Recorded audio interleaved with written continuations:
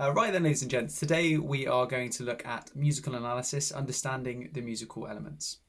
The aim of today's session is to provide you with a new vocabulary which will allow you to analyse songs in good detail. We'll then put this understanding into practice at the end of the session.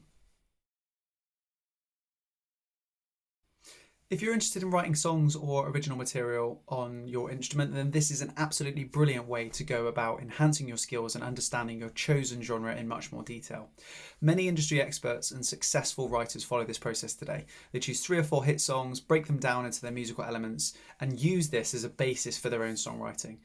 It is a bit more formulaic as an approach, and while some of you may feel a little bit uneasy about interrupting your artistic flow or your innate sort of musical inspiration, I would argue that this process is one that you already follow loosely in your current songwriting strategy by listening to a ton of songs in your favourite genre and then sitting down to write, allowing the musical elements of that genre to sort of flow through your writing unconsciously. This is the same process, just in much more detail, and it's much more reliable and efficient, if yes, a little less creative. So genre is an interesting one, because if you've not listened to loads of genres throughout the years, then you're not in a huge position or an easy position to again innately sort of understand what those identifying characteristics are. So the best way that we can go about understanding that in more detail is to sit down, listen to loads of different genres, and then list 3 or 4 musical things that are really specific to that genre. So what I want you to do is think about jazz, reggae, blues, rock, folk and rap, and come up with 3 really good musical identifying characteristics for each one of those genres. And just like identifying people, what you might do is say, oh, they're 6 feet tall and this is what they were wearing. You need to come up with a few things which allow you to easily identify that genre in exactly the same way. You might say things like, oh, there's improvisation, or they've got, they talk rather than sing melodies, for example. So it's really up to you to do that. We'll have a little review and I'll come up with 3 or 4 on my own on the next slide. But if you can just pause the video and go and do that now, that would be brilliant. Okay, so I've left rap to your imagination, but rock is a 4/4 time signature, distortion and power chords with heavy vocals. Reggae could be characterized as syncopation, staccato guitar on the offbeat, strong bass lines. Jazz, extended chords, improvisation, swing groove, use of modes. Folk would be a strophic structure, so that's A, B, A, B, A, B. Simple instrumental parts, close harmonies, traditional instrumentation. Blues would be sad lyrics, walking bass lines, 1/4/5 chord structure, and blues scales such as the minor pentatonic with a flat fifth. So there's a few different ways that you can characterize there. That's what I've come up with. It doesn't describe every blues song, every reggae song, but they are the general characteristics of those genres. So you will find songs that are in blues that don't, for example, have a perfect 1/4/5 chord structure, or songs that are in the blues which aren't sad. So it's not a definite thing. It is a rough guide as to what those characteristics are. Okay, so this slide we're going to be looking at rhythm and beat. So when discussing rhythm and beat, we can focus on a section of interest or the song as a whole. We can obviously talk about the tempo and the key signature. So we're going to look at different ways to describe the rhythm and the beat. But first and foremost, what I wanted to look at was time signatures. Mostly what you'll come across in most popular music is 3/4/4/4 and 5/4. Until you're looking at progressive rock and jazz, you probably won't get outside of that. But actually, to be honest with you, a good grasp of those beginning time signatures will make all the difference. So what I've done is I've come up with, just made 3 very basic Logic MIDIs to give you an understanding of what each of those are.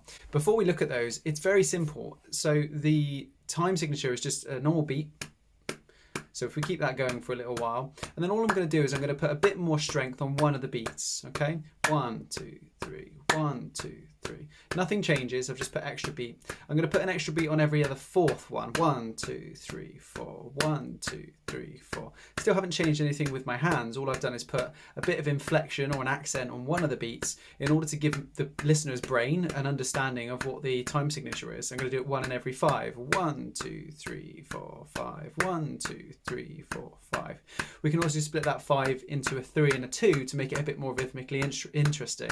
1, 2, 3, 1, 2, 1, 2, 3, 1, 2, 1, 2, 3. And that's essentially what's happening here. So we'll listen to some of those and get an understanding. This is 3/4. 3, 1, 2, 3, 1, 2, 3, 1, 2, 3. Okay, Very simple, 1, 2, 3, 1, 2, 3. Let's hear 4, 4. I quite like that piece. Let's hear some 4, 4. 1, 2, 3, 4. 1, 2, 3, 4. 1, 2, 3, 4. 1, 2, 3, 4. 4, 4, and then 5, 4. 1, 2, 3, 4, 5. 1, 2, 3, 4, 5. 1, 2, 3, 4, 5. 1, 2, 3, 4, 5. And so that's really it. It's as simple as that.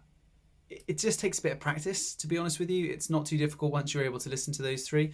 So we'll hear it again, 3, 4. Try and count it in your head. Try and count your 4, 4 in your head.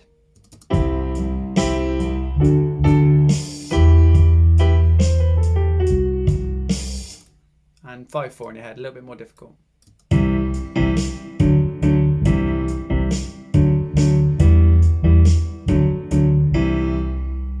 Okay, and that's basic time signatures. Again, practicing those is really important.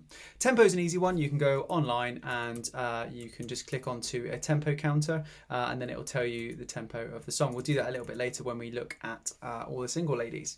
Finally, we've got note values. So these are good just to know, generally speaking. A whole note or a semi-breve is worth the 4, so the whole section. So if you've got 1, 2, 3, 4, it'll be worth all of those. So you've got 1, 2, 3, 4 for a semi-breve. A minim is half of that, so 1, 2, 3, 4. Crotchet is half of that again, so 1, 2, 3, 4. A quaver is half of that, 1 and 2 and 3 and 4. 1 and 2 and 3 and 4. And then a semi-quaver is half of that, so it's 1 eander, 2 eander, 3 eander, 4 eander. I'll do that a bit slower. 1 eander, 2 eander, 3 eander, 4 eander. 1 and 2 and 3 and 4. And that's really it again, and that will allow you to describe different parts about a drum kit. You might say something along the lines of the hi-hat is on every quaver or semi-quaver, whereas the kick is on every semi-breve, and the snare is on every minim, coming in 2 and 4, for example. So it's just ways in which we can use words to describe rhythm.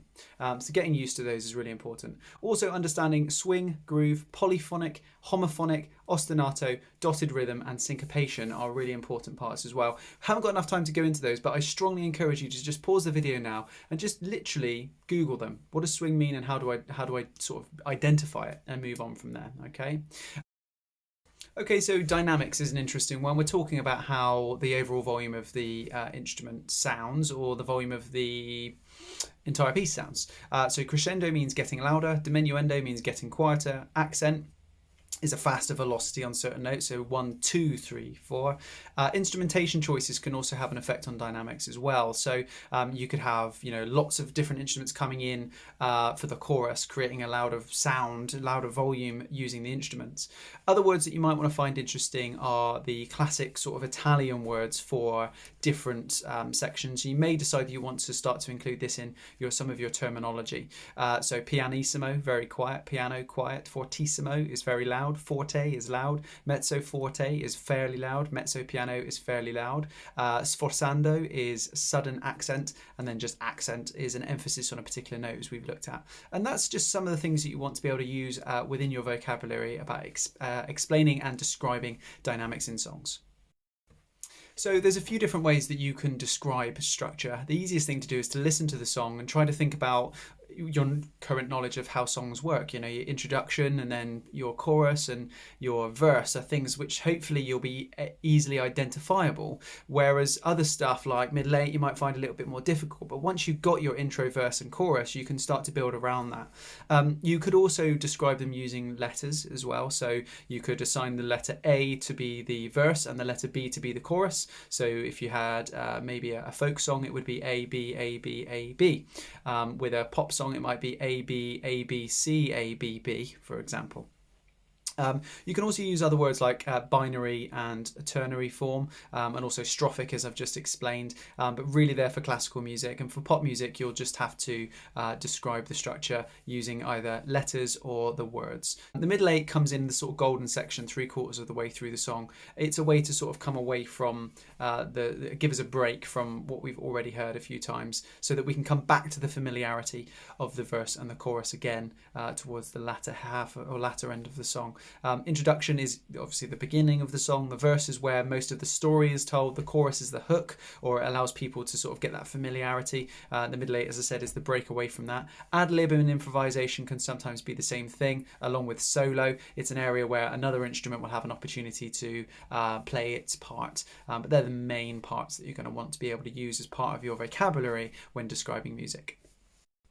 So when it comes to instrumentation, I would encourage you to try not to just list the instruments, although it's important that you do list the instruments available, but also any effects that are being played along with those instruments. So we're going to have a little look at effects in a minute and what they sound like to give you an understanding of some of the main effects that can be used so that you can pick them out in future. The other instruments you want to be thinking about is vocals, guitar, classical guitar, acoustic, bass, drums, piano, the old classics really: keyboard, synthesizer, trumpet, violins, cajon. Once you've got your head around those, that's really enough, and you can build upon that essentially. Let's have a little look at different effects. Okay, so here are some examples of effects. The first one is reverb, so we'll have a little listen to that. Try it without first. And with. Makes it sound like it's been played in a cave. That's what you want to think about it as. Nice and simple. Distortion. So it's that sort of heavy feel. It's distorted the sound. It's a nice and easy way to remember it. Delay is an echo. What we're trying to listen to there is the death of the note. So after the note has been played, what's happening? Now. All right, so it's the copy of what's being played happening again, slightly quieter just after. Wah and flanger. So this is with just wah pedal. You hear it at the start really, really well. That's the pedal that they have on the floor, which sometimes they wah with. All right, and then flanger, I'll just turn that one on.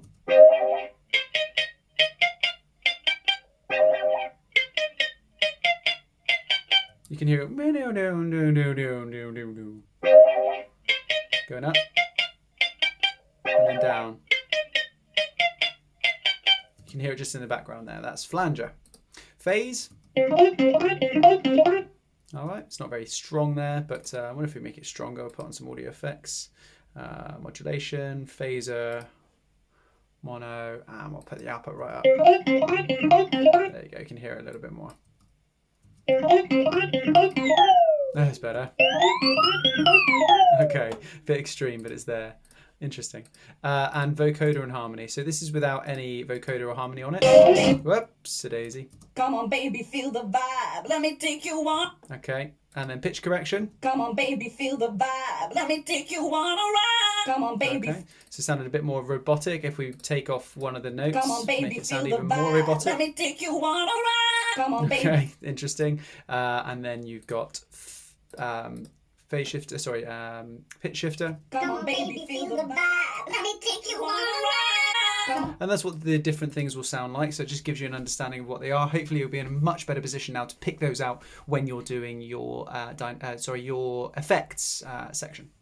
Okay, ladies and gents, we're going to be having a look at harmonizing now, and the best way for me to explain harmonizing is to actually do it. So we're going to be working in the key of A major. Has 8 notes, 7 including the octave, and we'll go through that now, and I'll number them as I go.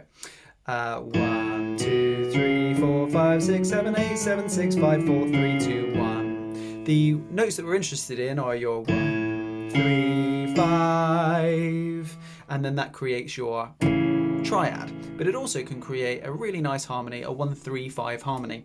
So if I sing a melody starting on the bottom note, and then I sing the same melody starting from the 3rd note, and sing the same melody starting from the 5th note, then I create a nice 3-part harmony.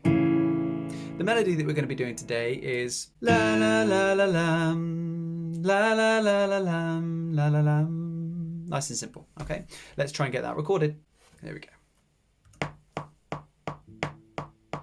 La la la la lam, la la la la lam, la la lam. Okay, nice and simple. Turn that click off now.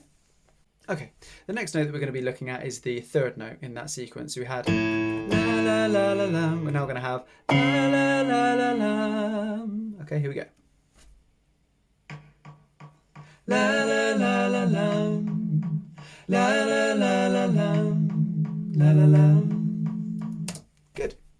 And then finally, we're going to be starting with the fifth note in that sequence. So we had la la la la lam, la la la la lam. We're now going to have la la la la lam. And I've had to go into falsetto for it. Excuse me for that. La la la la lam, la la la la lam, la la lam. Okay, so we've now got a first, third and fifth part harmony. You could carry on, you could do an eighth and then keep going up, but for now that's enough to hopefully explain it. So it's the same melody starting from the different points in the scale. In this case it was the A note, the C sharp or D flat and your E. As we explored in harmonising, the key is the set of notes which you're allowed to use in order for it all to sound like it's in the same place. Now obviously we can change key in the song so long as everything changes key. However, we are going to look at a song later which actually makes the most of two keys at the same time to create a slight amount of dissonance to the song. So it can be done musically where you use more than one key, but essentially the key is the rule of which notes we're allowed to use in any given sequence. Harmony and melody and key signature, they're things you can focus on the song as a whole, or you could look at particular areas and pick them out. So you could pick out the hook line and discuss that and the relationship between the intervals and those notes, or you could look at the song as a whole. You could maybe talk about ascending and descending melodies, which is another way to describe the melodies themselves. Other helpful tools, knowing your scales is really, really important. Knowing your major and minor scales at the very least, or the Ionian and Aeolian scales. You may also want to look at modes as well for those of you that are interested in jazz or progressive rock, and it will just open up a new world of modes for you and of scales. Also understanding note intervals is important, so the relationship between the first and the third or the second and all those different chord qualities can be really, really useful. And also your cycle of fifths. So they're really important areas of focus and study for those people that really want to get into analysing musical material. Cycle of fifths and modes is really important, as well as intervals. Okay, so texture is a really interesting one, and I've always found it easy to discuss this in terms of spaghetti. Why not? So monophonic would be a single strand of spaghetti on its own. Polyphonic would be lots of interweaving melodies. So two interweaving melodies that aren't, stepped in the same way would be known as contrapuntal or counterpoint, as it's known. And so that's lots of weaving melodies together. And then homophonic is lots of melodies all doing the same thing. So they're pretty simple. It'd be good for you to try and find a piece of music that portrays each one of these different examples: monophonic, polyphonic and homophonic. Lyrical content is, it's a bit of a subjective one, to be fair. It's about what you believe the lyrics to be roughly about, and that might help you with designing a song that's of a similar vein. You could discuss the poetic rhythm present. You might be ba ba da da da da da da, ba da da da da da da da. So you might be able to explain that as a poetic rhythm. You could also talk about the use of rhyme or the format of the rhyme. So maybe lines 1 and 3 rhyme and lines 2 and 4 rhyme, which is quite a common thing. Maybe there's no rhyme present, which is also something which is noteworthy. So they're all areas that you can discuss when looking at lyrical content, and then obviously help you to write your song in the same vein.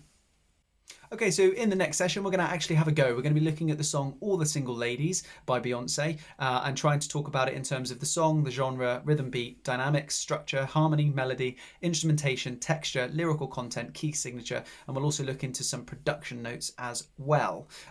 So if you get stuck, there's also a link here to BBC Bitesize, which takes you through to how to describe music, which is really, really useful. Have a go first and then come back to my next lesson and see what my analysis of it was and see if you got any of those hits on it. Good luck.